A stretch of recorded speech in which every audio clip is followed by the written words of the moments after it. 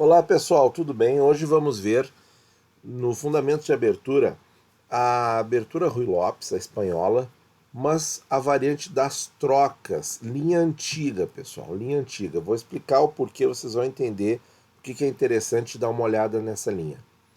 Então, começando E4, E5, cavalo F3, cavalo C6, bispo B5, Rui Lopes no tabuleiro. As pretas jogam A6, isso é uma linha contra a defesa Murphy. Nós hoje não vamos falar da berlinesa, do muro de Berlim. Nós vamos fazer isso em outro vídeo. Então, voltando aqui para o A6, a variante das trocas ocorre após bispo por cavalo, certo? Bispo A4 dá margem aqui a uma infinita possibilidade de variantes, muitas que vão nas linhas fechadas da Rui Lopes, quando as pretas jogam bispo E7 mais tarde, ao invés de tomar o peão em E4, depois de desenvolver o cavalo por F6. Então tem muitas variantes ali e é um conhecimento teórico cada vez mais intenso, realmente muitas variantes, coisa muito grande, muito difícil de acompanhar. Então, bispo versus C6 corta bastante o caminho, certo? Aqui as pretas têm duas alternativas e disparado quase 101% das vezes elas jogam D por C6. Por que não B por C6, que daria essa posição, né? B por C6 tomando de encontro ao centro. Porque dá para as brancas duas possibilidades, tá? Nós vamos mostrar aqui. A primeira delas, com roque, por exemplo, roque, D6, D4, E por D4, cavalo por D4, bispo D7, cavalo C3, cavalo F6. O que nós temos aqui? Nós temos as brancas já com uma posição totalmente desenvolvida, rei protegido. Claro, falta tirar o bispo. As brancas já têm a sua maioria na ala do rei, que é um dos planos da variante das trocas. E as pretas estão com um jogo muito restrito, muito pouco espaço para manobrar as peças, e as pretas aqui querem campo aberto para utilizar o par de bispos, né? Então elas não conseguem tomando com B por C6, certo? Esse é o primeiro ponto. E o outro ponto é que as brancas não precisam jogar roque aqui. Elas podem jogar D4. D4 e tomar conta do centro diretamente com dama D4. Essa dama é difícil de ser atacada. E o desenvolvimento das pretas, vocês já vejam que começa a ter vários problemas. O bispo já não consegue sair por dama G7. Se o cavalo vem, já está levando E5. O roque das brancas já está pronto, né? O bispo sai rápido.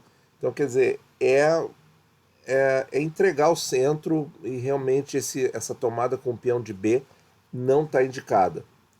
Claro que as brancas não podem cair no erro de tomar esse peão aqui, porque isso só ajuda as pretas a sair desses problemas. E as pretas têm dois lances interessantes aqui, dama E7 ou até mesmo dama G5, já causando problemas aqui em G2, atacando o cavalo. Quer dizer, por exemplo, na linha dama E7, nós poderíamos ter D4, D6. Tem que lembrar de voltar o cavalo por C4. Por quê? Porque agora a preta recupera o peão e está ameaçando G2, e aí o cavalo vindo por C4, ele tem tempo de parar em E3. Mas aí, para defender o peão de G2, ele acaba trancando a saída do bispo. E é bispo E7, e o computador já dá a posição como sensivelmente melhor para as pretas. Então, tomar esse peão aqui realmente é um erro, certo? Então, não vamos fazer a devolução de gentilezas, né? Se a preta fizer a gentileza de nos tomar com o peão de B, nós vamos jogar D4. E não vamos devolver a gentileza com o cavalo E5, porque é um erro. Então, voltando aqui para a linha principal, D por C6. E agora eu posso falar do objetivo estratégico maior dessa abertura, quando foi pensada por quem, gente? O segundo campeão mundial oficial de xadrez, Emanuel Lasker.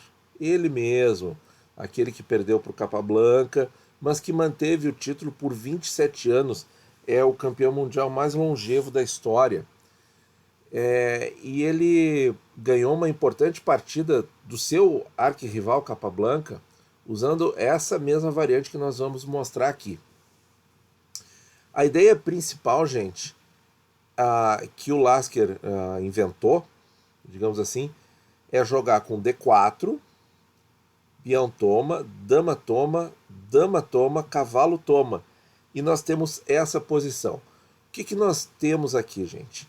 Nós temos o seguinte: se nós retirarmos todas as peças e deixarmos apenas os peões e os reis, nós podemos ver facilmente que as brancas têm 4 peões na ala do rei, contra 3 das pretas, e na ala oposta, a ala da dama, as pretas têm 4 peões e as brancas 3.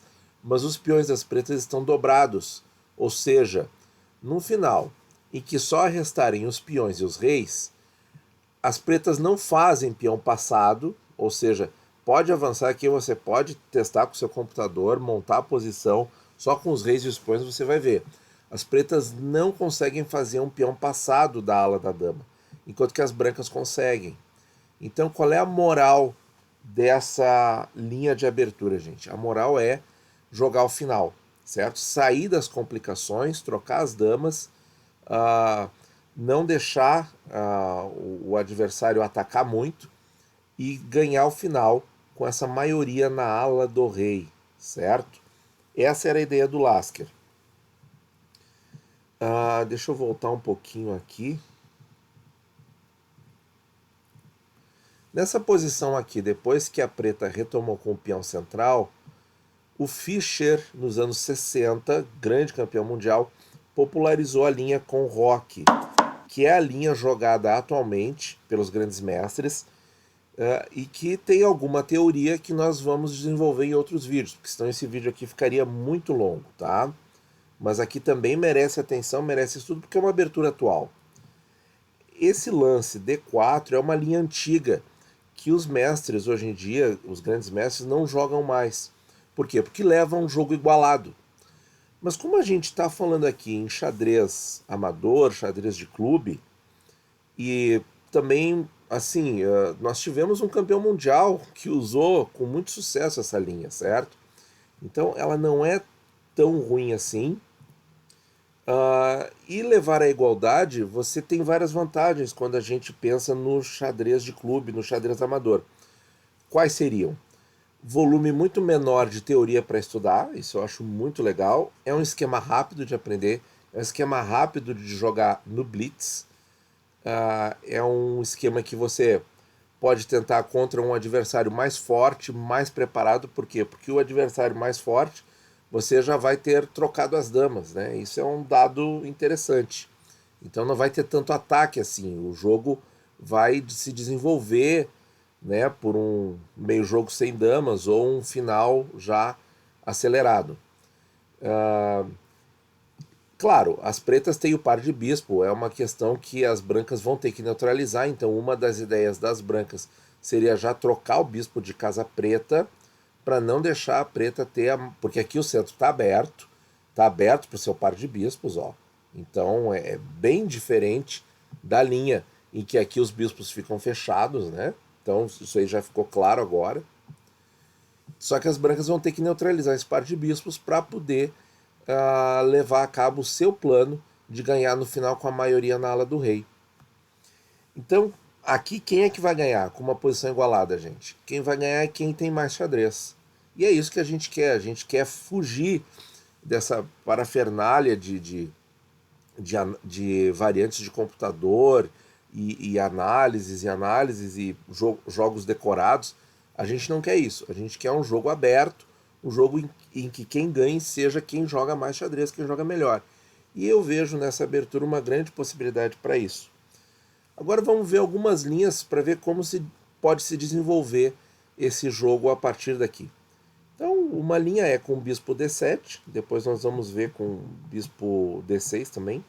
As brancas podem jogar bispo E3, roque na ala da dama, cavalo D2, cavalo E7, roque na ala da dama, torre E8, torre de HE1, duas torres centralizadas, muito fácil de jogar, cavalo G6, cavalo E2, Por que essa retirada do cavalo, pessoal? Para já pensar em avançar F4, enfim, mirar pontos aqui no flanco do rei. Bispo D6 e o grande mestre americano Nick de Firmian dá essa posição como igualada, tá? Aqui vai ganhar quem jogar mais xadrez, certo? Quem tiver mais conhecimento de estratégia, de tática, de finais, enfim. Outra possibilidade depois de cavalo D4 é bispo D6. Bispo D6 foi o que jogou Capablanca contra o Lasker em 1914. Essa partida é um dos clássicos do xadrez mundial. Nós vamos fazer um vídeo dedicado a ela na análise dos clássicos, tá, gente? Que é uma partida muito feroz, muito bacana. Modernamente se indica bispo E3, certo? Para arrocar na ala da dama, aquela coisa toda. Mas o Lasker aqui jogou cavalo C3.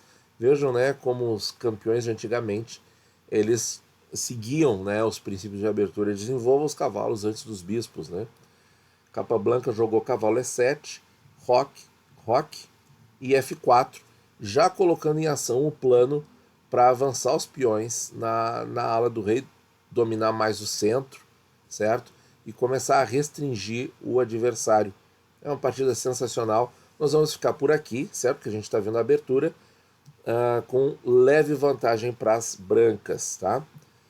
Voltando para as linhas mais modernas, então com o bispo E3, se bem que o cavalo C3 é bem mais interessante para jogar no clube, né, gente? Jogar na internet. Cavalo E7, cavalo D2, C5, muito parecido com a variante belenesa, né? Popularizada pelo Kramnik, em que depois joga B6 e o rei acaba se escondendo no flanco da dama. Cavalo E2, bispo E6, cavalo F4, atacando o bispo de E6, e aqui eu já vejo uma linha interessante que é dada com bispo por F4, grande roque e igualdade. Mas uma igualdade um pouco diferente da linha anterior, porque aqui as pretas já cederam o par de bispos, já cederam essa vantagem e continuam com o peão dobrado aqui.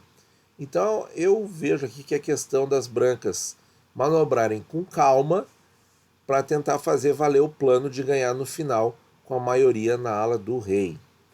Certo, gente? Então vejam que você pode dizer que é uma abertura meio insossa, meio sem graça, mas é uma abertura que vai te dar segurança para desenvolver o jogo contra adversários mais fortes.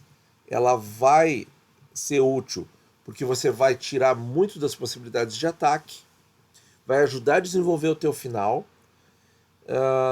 e é um esquema fácil e rápido de aplicar. Então eu acho uma abertura muito gostosa de jogar, com brancas. Tá bom, pessoal? Muito obrigado e até a próxima.